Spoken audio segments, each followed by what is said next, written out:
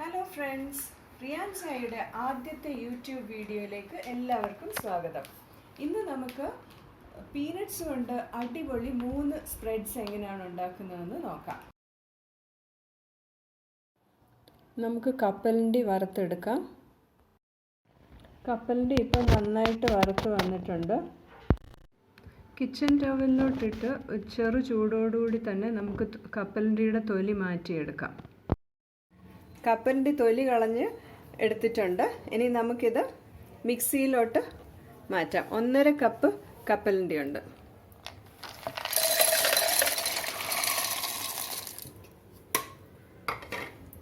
കളഞ്ഞ് എടുത്തിട്ട് ഇനി നമുക്കിത് നന്നായിട്ട് അരച്ചെടുക്കണം. ഈ തൊലി കളഞ്ഞ കപ്പലിൻ്റെക്ക് ചെറിയ ചൂടുണ്ട്. അത് നമ്മൾ വളരെ കെയർഫുൾ ആയിരിക്കണം. ചെറു ചൂടോടുകൂടി വേണം ഇത് അരയ്ക്കാൻ. എന്നാലേ നന്നായിട്ട് എണ്ണയൊക്കെ തെളിഞ്ഞു വരത്തുള്ളൂ. ഞാൻ ഈ പീനട്ട് ബട്ടർ ഉണ്ടാക്കുന്നതിന് അഡീഷണലായിട്ട് നമ്മൾ വേറെ എണ്ണയൊന്നും ചേർക്കുന്നില്ല. കപ്പലണ്ടിയിൽ നിന്നുള്ള എണ്ണ തന്നെ ക്രീമി ആയിട്ട് വരാൻ സഹായിക്കും. ഇതിപ്പോൾ ഇങ്ങനെ ആയിട്ടുണ്ട്. നമുക്കിനി അത് അങ്ങോട്ട് നീക്കിയിട്ട് എടുത്തിട്ട് കുറച്ച് സ്പൂണിട്ടൊന്ന് നീക്കിയിട്ടിട്ട് ഒന്നുകൂടെ നന്നായിട്ട് അരച്ചെടുക്കണം.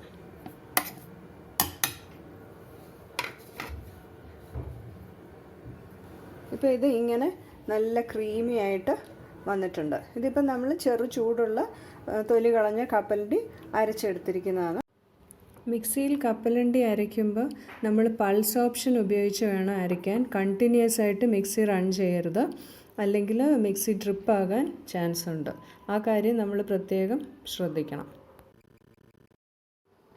ഇനി നമുക്കിതിലേക്ക് 1/4 ടീസ്പൂൺ ഉപ്പും 1.5 ടേബിൾ സ്പൂൺ ബ്രൗൺ ഷുഗറും ആഡ് ചെയ്തിട്ട് ഒന്നുകൂടെ നന്നായിട്ട് അരച്ചെടുക്കാം.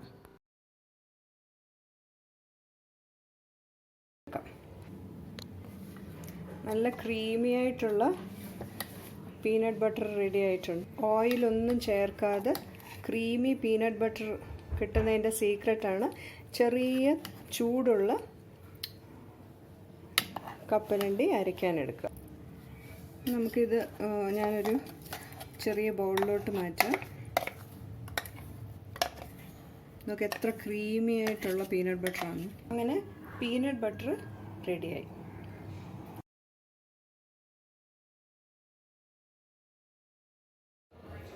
ഇനി സ്പൈസി പീനട്ട് ബട്ടർ ഉണ്ടാക്കാൻ പോകുന്നത്. അതിന് നമുക്ക് 1.5 കപ്പ് പീനട്ട്സ് തൊലി കളഞ്ഞത് ചെറു ചൂടോടുകൂടി, പിന്നെ 1 table spoon brown sugar add ചെയ്യുക. നിങ്ങൾക്ക് വൈറ്റ് ഷുഗർ വേണമെങ്കിൽ ആഡ് ചെയ്യാം. അപ്പോൾ കുറച്ച് ഒരു 3/4 table spoon white sugar add ചെയ്താൽ മതിയായിരിക്കും. പിന്നെ ഒരു 3/4 ടീസ്പൂൺ ഉപ്പ്. പിന്നെ ഞാൻ 8 അല്ലി വെളുത്തുള്ളിയും 2 ചുമന്ന മുളകും എടുത്തിട്ടുണ്ട്.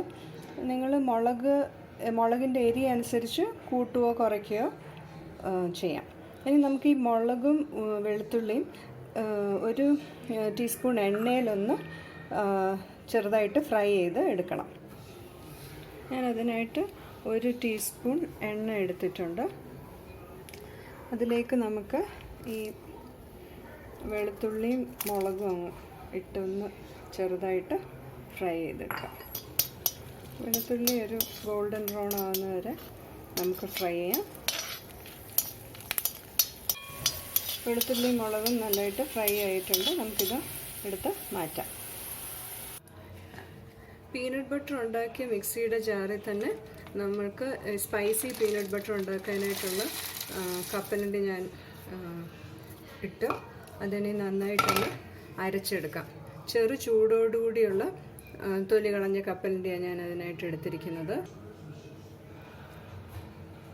ഞാൻ പീനട്ട് ബട്ടർ അരച്ച് എടുത്തിട്ടുണ്ട്.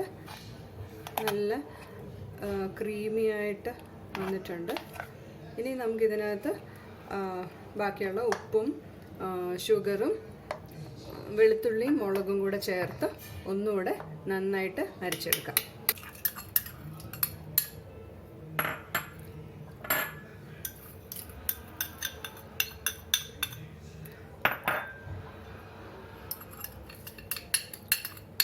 ഒക്കെ അരച്ചെടുത്തിട്ട് ഒന്ന് ടേസ്റ്റ് ചെയ്ത് നോക്കി കുറച്ചും കൂടെ വേണമെങ്കിൽ നമുക്കത് ചേർത്ത് പിന്നെ അരയ്ക്കാം.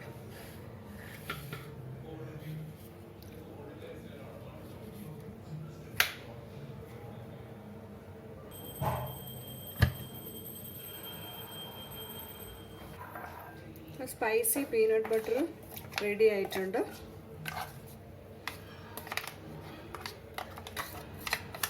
നമുക്ക് വളരെ ഈസി ആയിട്ട് വീട്ടിൽ തയ്യാറാക്കിയെടുക്കാം.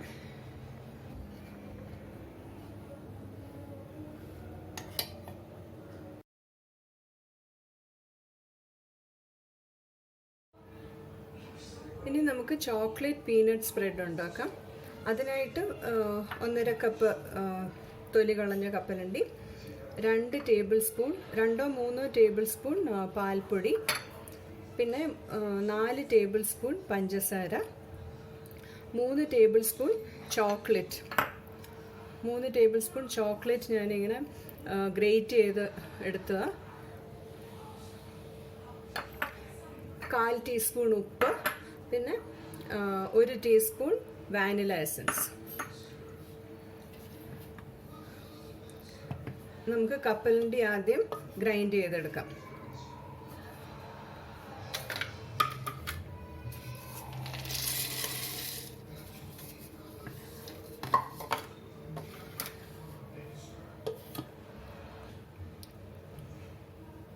കപ്പലണ്ടി നല്ല ക്രീമി ആയിട്ട് അരഞ്ഞിട്ടുണ്ട്.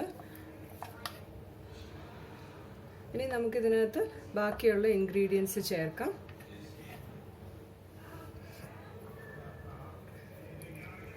പാൽപ്പൊടി,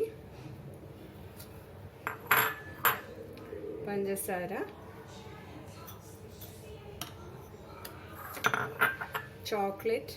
ചോക്ലേറ്റ് ഇല്ലെങ്കിൽ കൊക്കോ പൗഡർ ചേർത്താലും മതി. 1 ടേബിൾ സ്പൂൺ കൊക്കോ പൗഡർ,